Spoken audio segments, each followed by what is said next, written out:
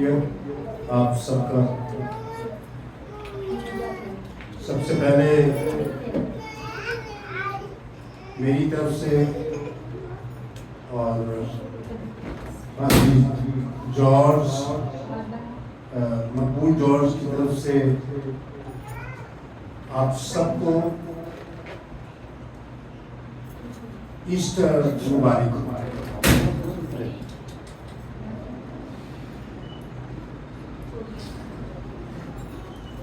से बिठाएं और कोशिश करें थोड़ी देर के लिए, बस जितनी देर मैं कलाम सुनाऊं उतनी देर तक ज़रूर ये, अगर आप चाहते हैं कि मेरा तसलसल भी कायम रहे और फिर उसके बाद जो ये जितने रूम हैं ये सब इनके ही हैं।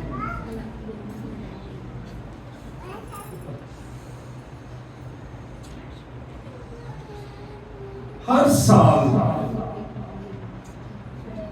ईस्टर आता है, हर साल ईस्टर मनाया जाता है,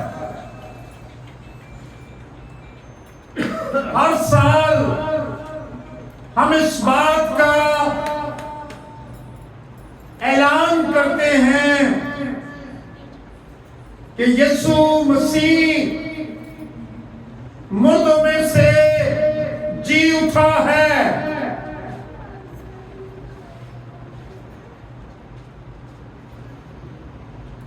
और मैं हर साल ये बताने की कोशिश करता हूं, सारी दुनिया के मज़ाहिब, सारी दुनिया की कौमें ईदें मनाती हैं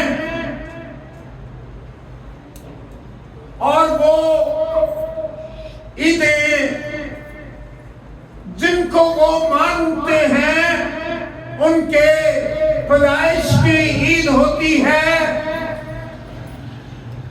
जिनको वो मानते हैं उनके वफात की ईद होती है।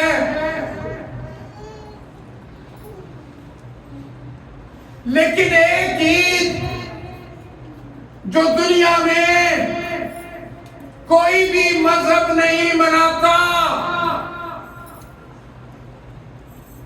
कभी मसीहों के सिवा किसी ने ये ईद नहीं मनाई जो आज हम मना रहे हैं।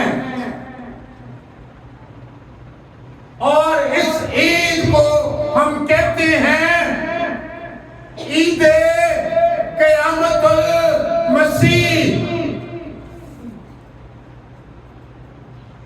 रेज़रेक्शन डे ऑफ जीसस क्राइस्ट।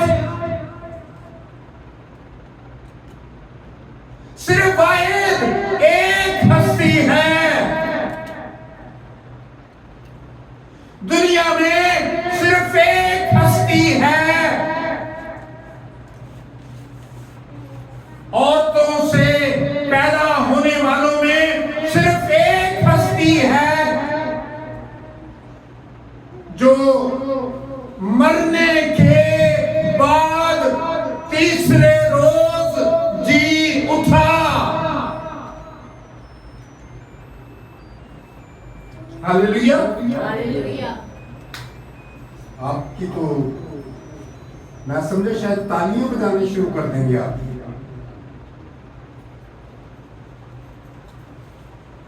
सुन सुन के है ना, आपको कुछ महसूस ही नहीं होता। ये ऐसा बड़ा दिन है, ये ऐसी बड़ी ईद है, ये ऐसी मुनफरिद ईद है जिसका किसी के यहां कोई मिसाल नहीं मिलती। आज जो हवाला हम पढ़ने वाले हैं इसे हम देखते हैं।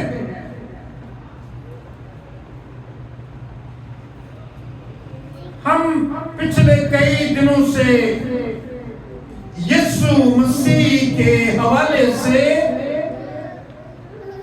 और उन दिनों के हवाले से जो यीशु मसीह ने इस जमीन पर गुजारे, उसके बारे में हम तालीम दे रहे हैं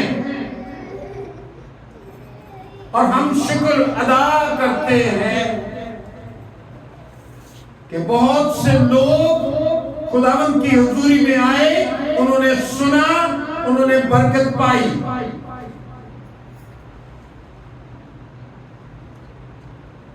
सबसे पहली बात जो मैं आज आपके गोश गुजार करना चाहता हूं, उसे नोट कर लीजिए।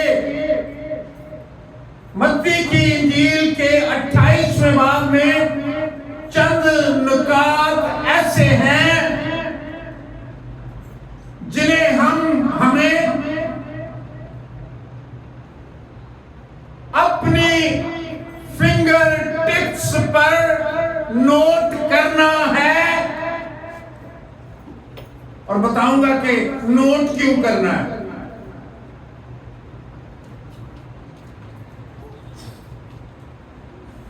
पहली बात, अंधेरे के बाद रोशनी होती है।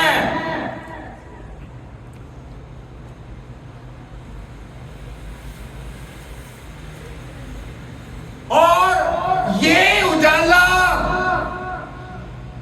जिसकी खबर हम दे रहे हैं,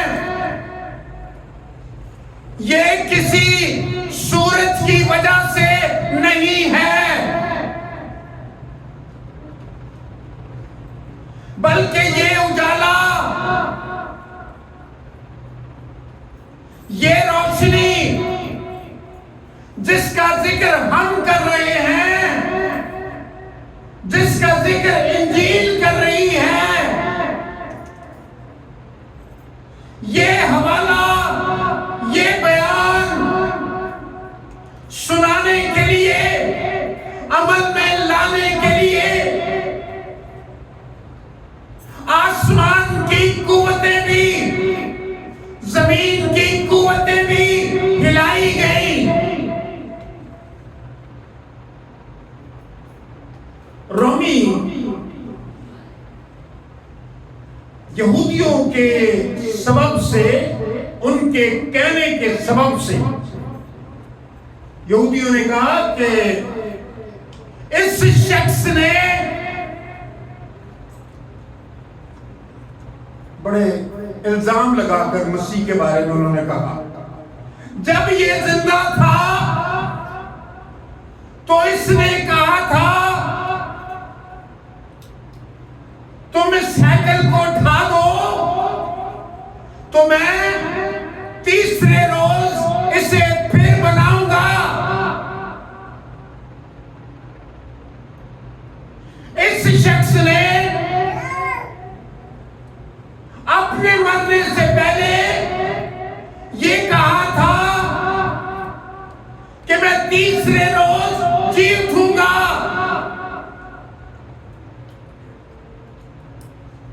और यहूदियों ने रोमी सरकार से कहा, जनाब हम चाहते हैं ऐसा इंतजाम किया जाए कि ये बात जो उसने कही है ये झूठी बात है, कहीं ऐसा ना हो कि इसके शागिर्द उसकी लाश को चुरा ले जाएं और कह दें कि वो जी उठा है। इसलिए बाकायदा तौर पर 3 दिन के लिए सिपाही मुकर्रर किए जाएं, रोमी सिपाही मुकर्रर किए जाएं जो इसकी कब्र पर पहरा दें। ये बल्कि इसकी कब्र पर भारी पत्थर भी रखा जाए जिसे कम से कम इसके शागिर्द सिरका ना सके। कैसी पक्की बातें, कैसी सियासत है। और वो ये नहीं जानते कि मसीह खुदावन जो कुछ कहता है, आसमान टल सकता है, जमीन टल सकती है, लेकिन जो बातें मसीह फरमाते हैं उनकी जुबानी अक़दस से निकलती है, उन बातों में तब्दीली नहीं आ सकती। हालेलुया। जितना मर्जी जोर लगा लें, जितना भी जोर लगाएं, जो करना चाहें वो कर ले, तो भी तब्दीली नहीं हो सकती, क्योंकि वो बात जनाबे मसीह के मुंह से निकली है। और मसीह वो है जो अल्फा है, जो ओमेगा है, जो अव्वल है, जो आखिर है, जो इब्तिदा है, जो इंतहा है।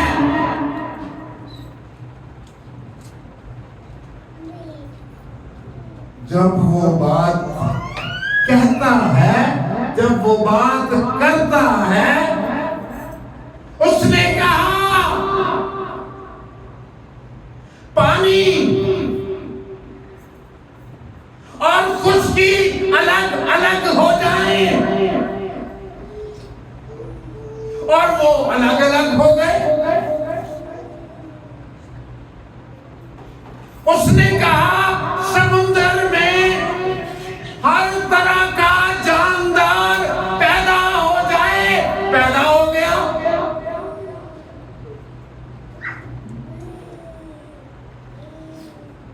उसने कहा ये बच्ची मरी नहीं बल्कि सोती है।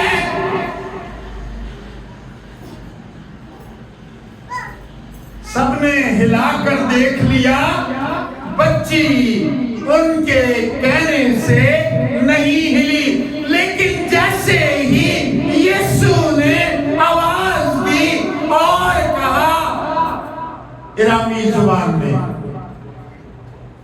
तलीता कुम्मी,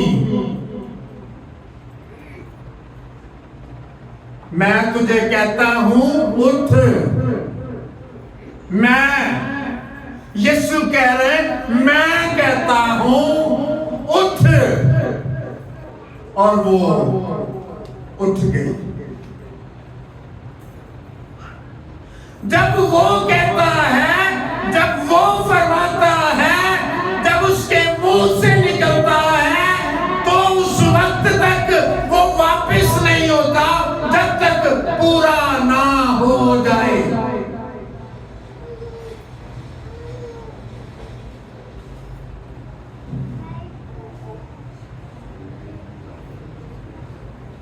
पहली बात जो है वो उम्मीद का पैगाम है, ईस्टर का पैगाम उम्मीद का पैगाम है। किसका पैगाम है? उम्मीद का। दूसरी एक और भी बात बताओ, आज तक लोग कहते हैं मरने के बाद क्या होता है कोई नहीं जानता, क्योंकि मरने के बाद कभी कोई वापस नहीं आया। लेकिन मसीह जब ये बात कहते हैं तो वो बताते हैं कि मरने के बाद क्या होगा, क्या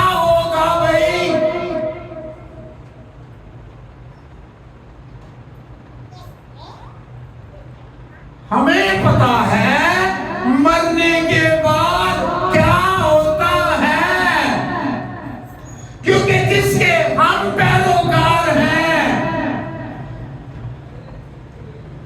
क्योंकि जो हमारा निजात देंदा है, वो जब मौत की हालत में गया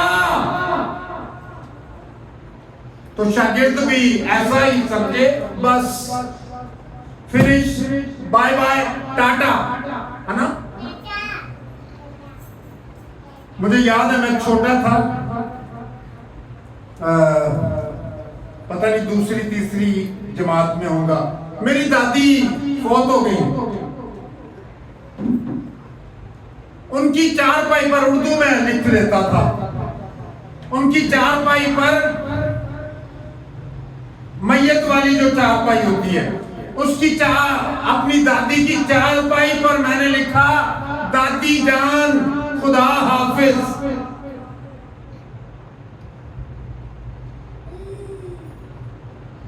मरने के बाद क्या होता है, कोई जानना चाहता है? क्या कोई जानना चाहता है मरने के बाद क्या होता है? कोई नहीं जानना चाहता जी। जो ये जानना चाहते हैं मरने के बाद क्या होता है, उन्हें यीशु के कदमों में आना पड़ेगा। हालेलुया।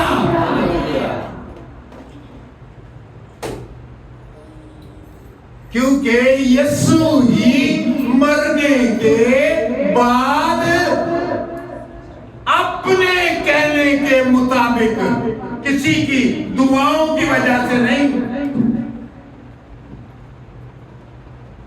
मसीहों ने नहीं दुआ की खुदावंदा एक बार ये मुझे जिंदा कर दे।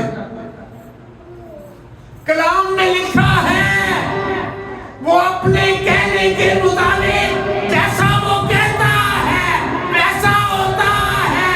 उसने कहा मैं तीसरे रोज जी उठूंगा,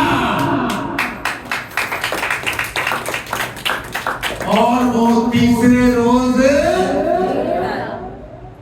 जी, ना एक दिन पहले ना एक दिन बाद।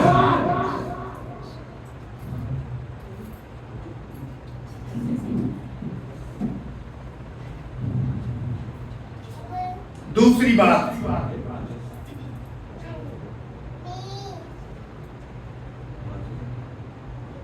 इस वक्त ईस्टर के पैगाम में एक और बात सुन लीजिए। पहली बात कौन सी मैंने बताई है? उम्मीद की। उम्मीद किसके पास है? मसीहों के पास, क्योंकि मसीही जिसकी पैरवी करते हैं, जिसको खुदावंद मानते हैं, जिसने उनके लिए जान दी है, वो मौत पर गालिब आया है।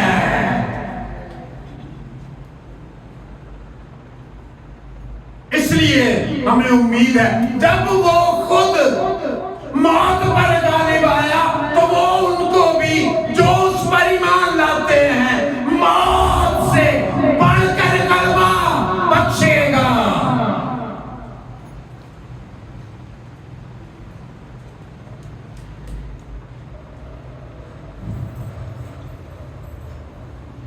तू भाई कोई काम करना तो कर, मैं आज गल सुनानी। दूसरी बात, आसमानी मदाखलत। जब पत्थर रखा है भारी, चूंकि ये प्रोग्राम खुदा का है। किसका प्रोग्राम है? खुदा का प्रोग्राम है। दूसरी तरफ ये प्रोग्राम किसका है? खुदा का प्रोग्राम तो है, लेकिन ये प्रोग्राम है किनके लिए? बनी नौ इंसान के लिए। लिखा है आसमान से फरिश्ता आया आपने पढ़ा है ना हवाला, मत्ती की इंजील 28वां बाब और उसकी पहली से 8वीं आयत पढ़े। लिखा है और खुदावन का फरिश्ता आसमान से उतरा और पास आकर पत्थर को लुढ़का दिया। जहां वो था वहां से सिरका दिया। जहां वो था वहां से हटा दिया।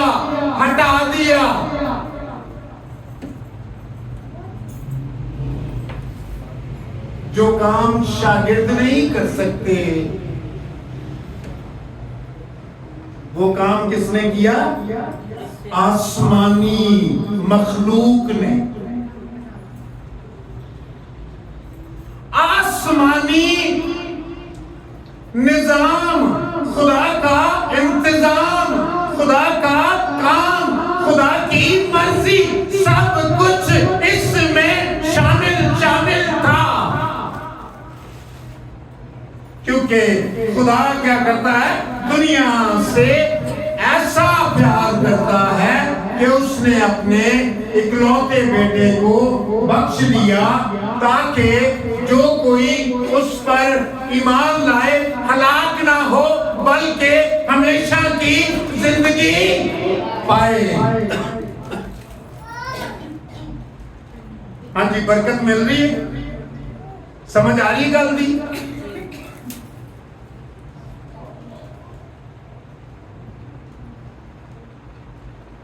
पहरेदार, सिपाही, फौजी, रोमी, जब ये माजरा देखा कांप उठा। क्या हुआ? कांप उठा, गले नहीं पड़ गया। हालांकि उसका ये काम था कि पत्थर को हटाने ना दे। उस पर रोम की हुकूमत की मोहर है।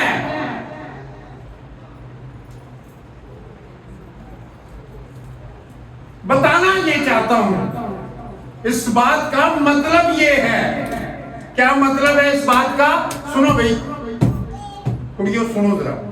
इस बात का मतलब क्या है? मतलब ये है कि खुदा की कुदरत के सामने इंसानी रुकावटें कुछ भी नहीं कर सकती।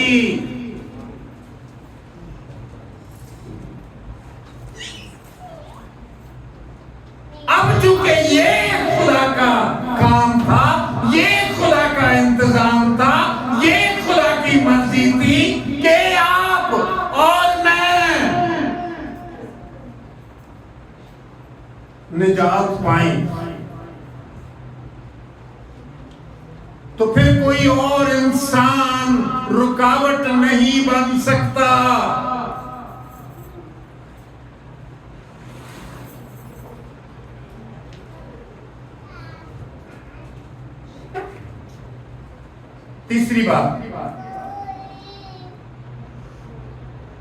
तीसरी बात सुन लें।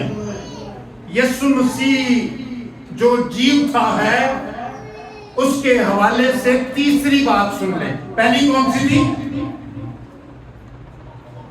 हेलो बहनों, बेटियों, भाइयों, बच्चों, पहली गल केड़ी सी? मेरे आहिस्ता आहिस्ता सर में दर्द हो रही है, तो मुझे पहली गल नहीं समझ आई। मैं समझ रहा था तुझे तो सारियां समझी होंगे।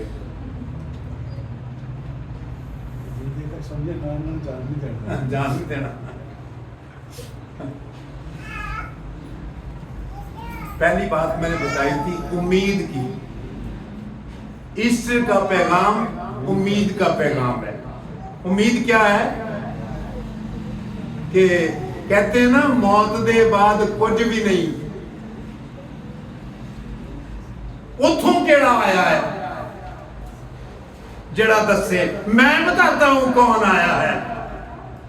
कौन आया है जी? यीशु मसीह। उसकी तो बात आप अगर ना सुनना चाहे तो फिर मैं क्या आपको बता सकता। दूसरी बात मैंने कहा था आसमानी मदाखलत। जो लोग खुदा के काम में रुकावट बन सकते हैं, खुदा आसमान से मदाखलत करता और रोक लेता है।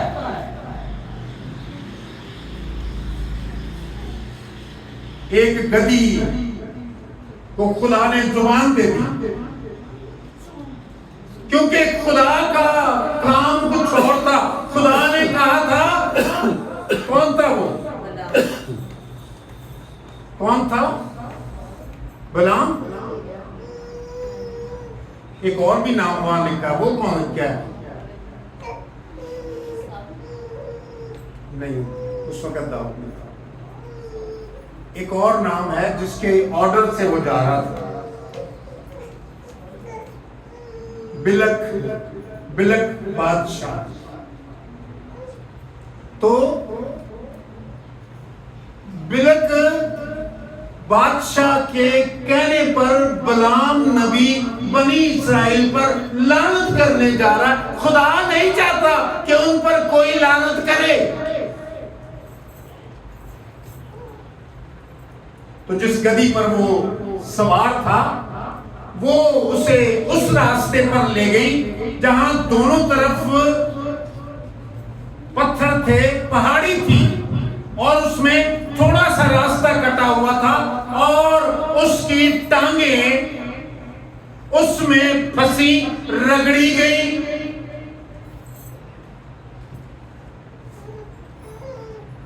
और उसने गधी को मारना शुरू किया।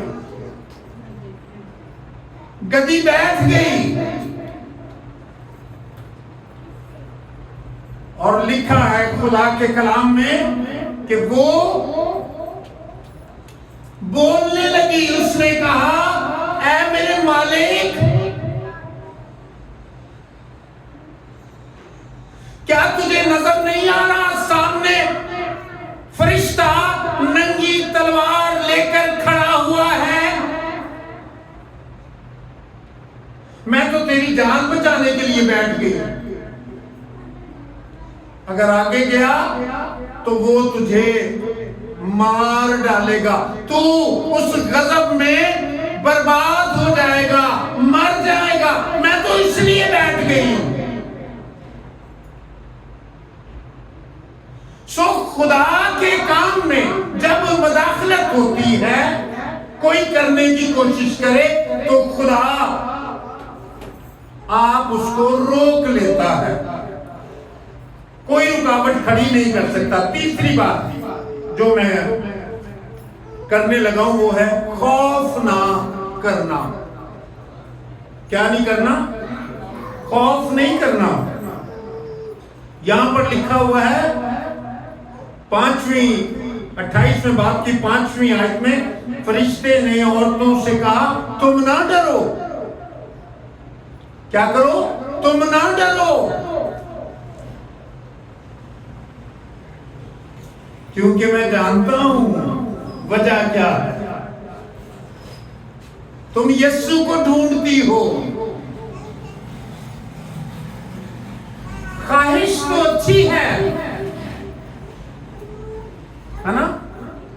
अच्छी बात है मसीह के पीछे आना, मसीह को ढूंढना।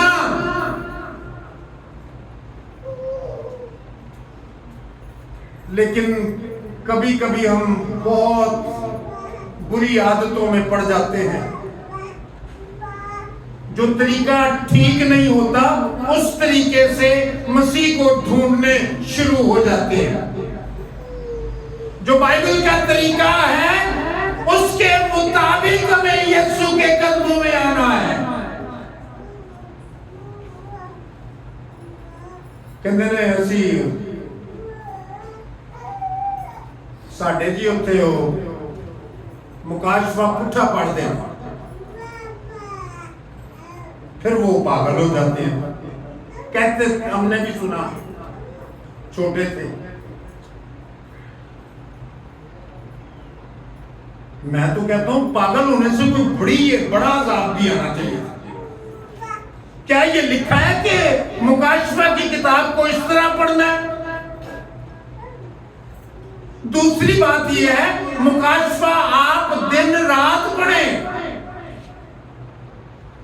ये खुदा का कलाम है, बरकत मिलती है, लानत नहीं मिलती।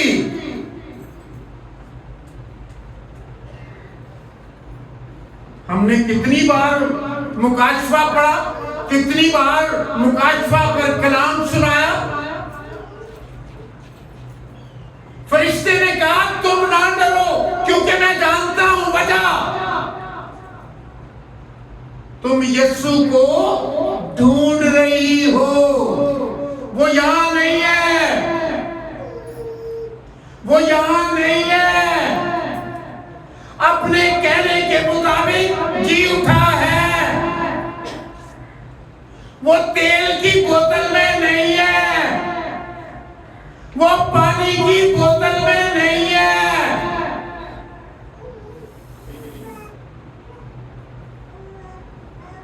वो रुमाल में नहीं है, कोरिया के रुमाल में नहीं है। वो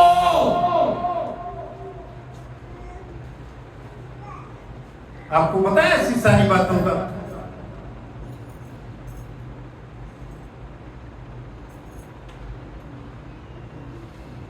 कई बार इंजील मुकद्दस को पढ़ा, कभी नहीं देखा कि यीशु तेल उन्होंने दिंदा हुंदा सी, फूक मार के दुआ कर,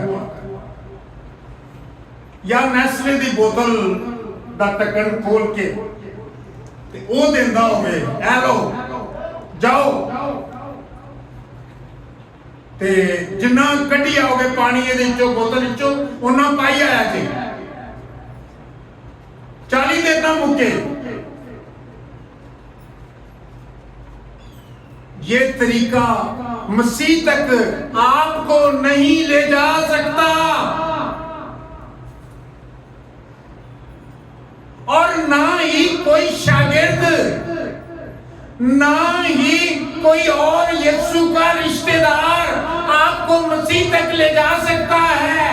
मसीह कहता है मैं तेरे दरवाजे पर, दिन के दरवाजे पर, बाहर वाला भी नहीं, दिन के दरवाजे पर खड़ा हुआ खटखटाता हूं, इसको खोल।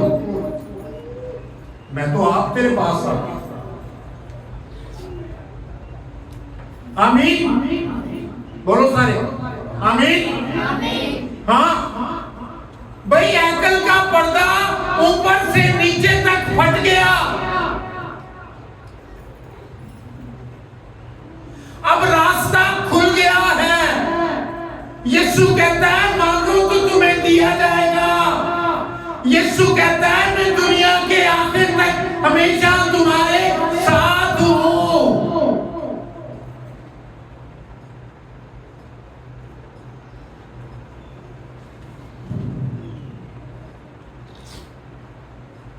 इसलिए खौफ ना करें, जब उम्मीद है तो ईमान रखें। 3 बातें हो गई, चौथी बात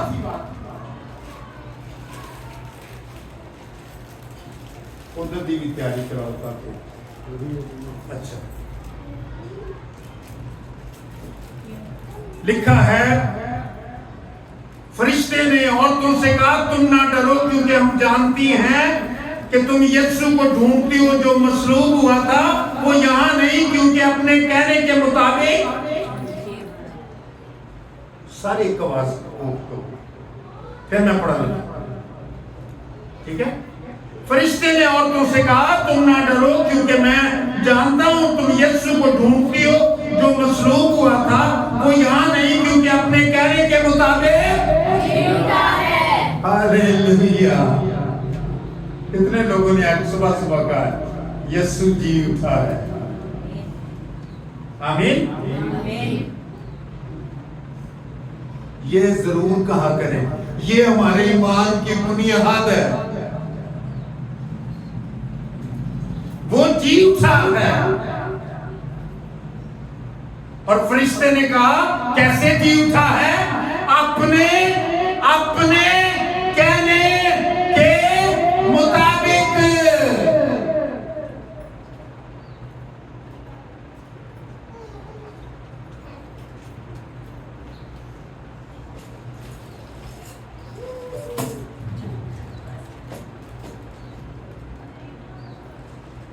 चूंकि वो जी उठा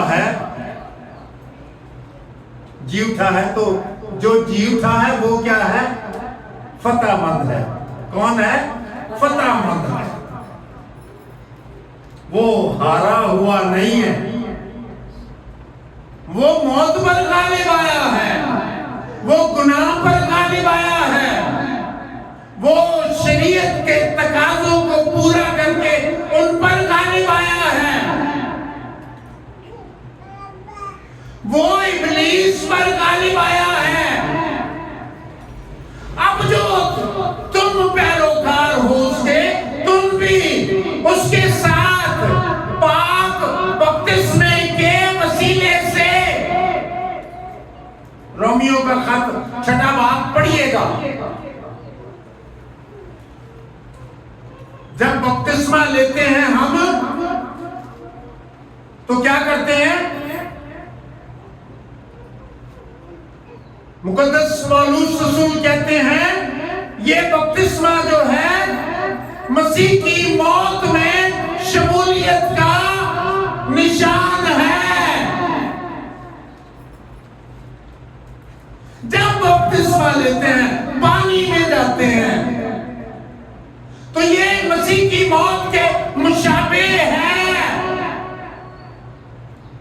मैं बड़ा शुक्र खुदा का करता हूं, बड़े लोगों को मैंने देखा, दूसरी जो इन बातों को जो चर्चेस नहीं मानते उनके लोग भी चोरी चोरी बपतिस्मा लेते हैं, चोरी चोरी जाकर पाक इशा में शामिल होते हैं। फंसे हुए इसलिए कि मां बाप ने वहां फंसा दिया,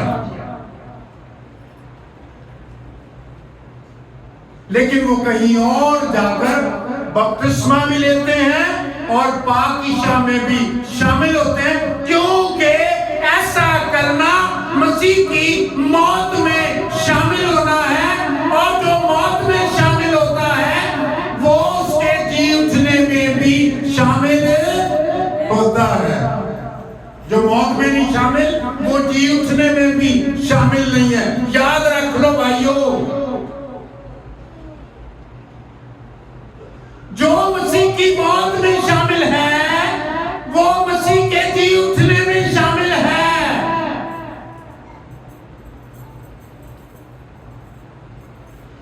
तो फिर चूंकि वो जी उठा है और वो फाते है, हम भी फतेहमंद और नई जिंदगी में शामिल हो गए हैं। ये है ईस्टर का पैगाम।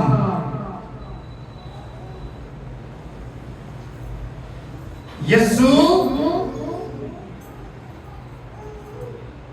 ईदे फसा पर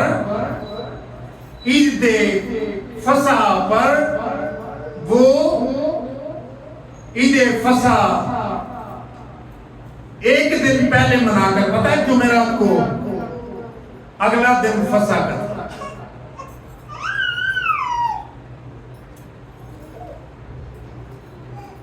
अच्छा, फिर और कहीं चले जाएंगे हम।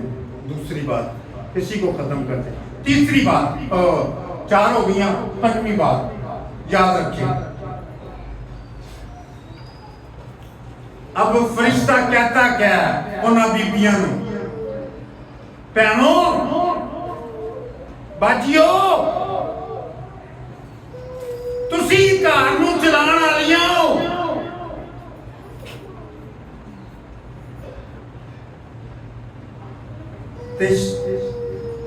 की कहता है फरिश्ता?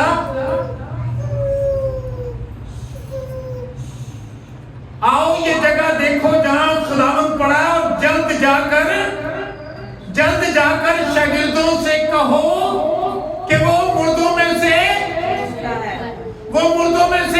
जी उठा है। की मतलब है मुनादी करो।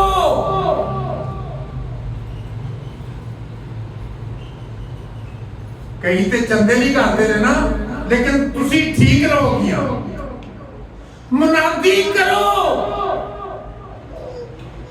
यीशु ने उनसे, फरिश्ते ने उनसे कहा मुनादी करो। की मुनादी करो? मुनादी क्या करे भाई, बताएं? यीशु क्या है? जी उठा है। जोर से बोलना हालेलुया।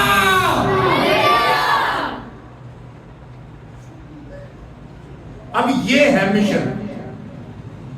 बाकी जो मिशन है, जिसके साथ मैं हूं, जिसके साथ कोई और है, कोई और है, कोई और है, ये मिशन नहीं है। मिशन क्या है? मिशन ये है, मुनादी करनी है। ये मिशन है हमारी। कौन सी मिशन है? मुनादी करनी है। मुनादी क्या करनी है? यीशु मसीह जी उठा है। ये है मुनादी।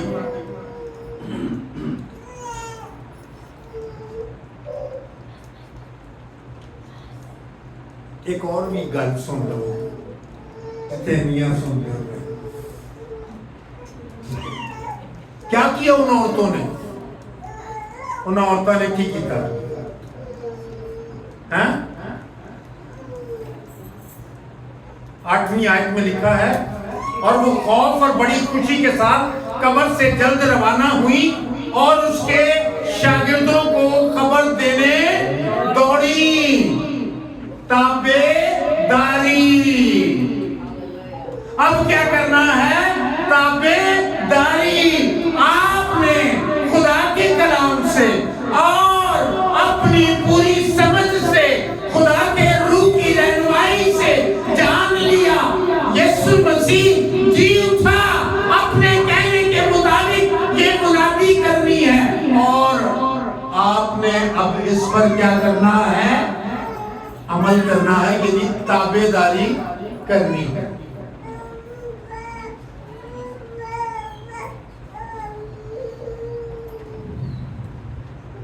मैं अभी तो दो लोग मैं कहूँगा कि उन्होंने जैसी तालियां बजावांगे, ठीक है?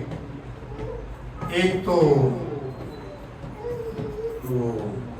मेरी बेटी सलमा खड़ी हो जाए, और दूसरी मेरी नूह है शायदा ओखल हो जाए। तालियां बजाओ सारी बात की बात।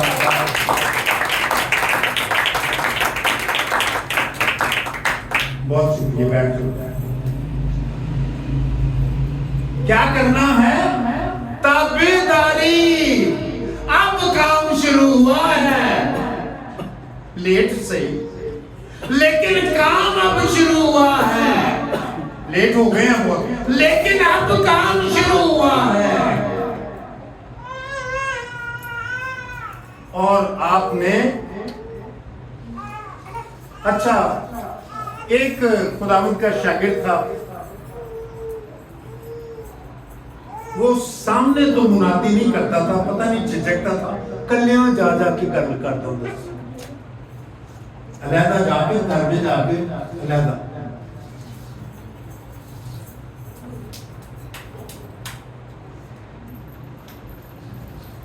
तकरीबन 10 साल पहले मैंने अपनी इस बेटी को देखा। ये हमारे घर में भी मुनादी करने आती थी, दुआ करने आती थी। 11 नंबर गली में हम रहते थे। तो खुदावंद तेरा शुक्र, और अब भी कायम है। खुदावंद तेरा शुक्र।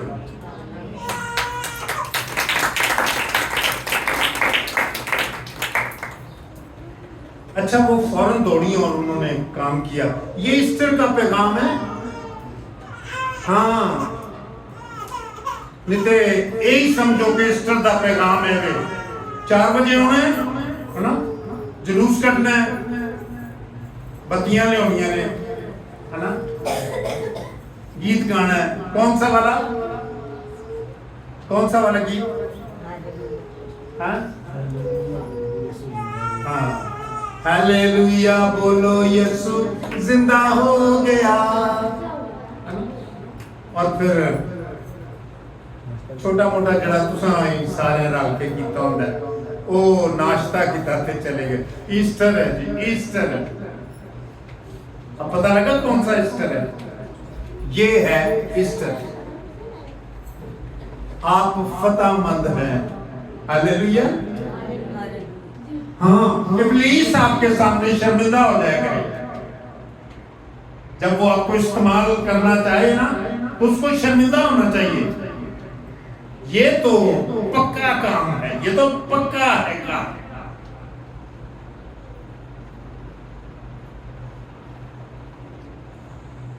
आए शुक्रगुजारी करें और दुआ करें।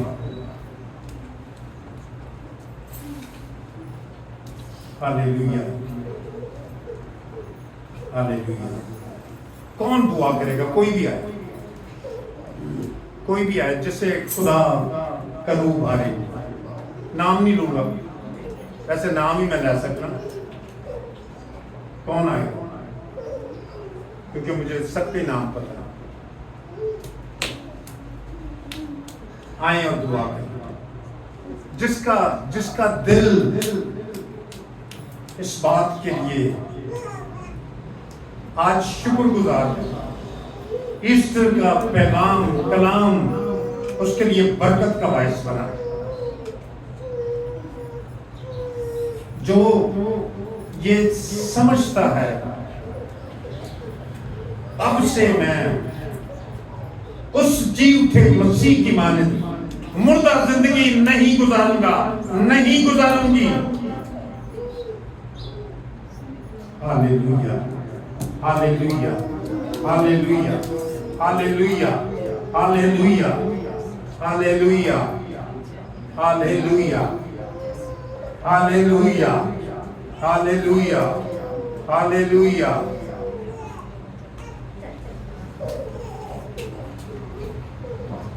हालेलुया। आए हम सब अपने सरों को झुकाए राह को बुलंद करें।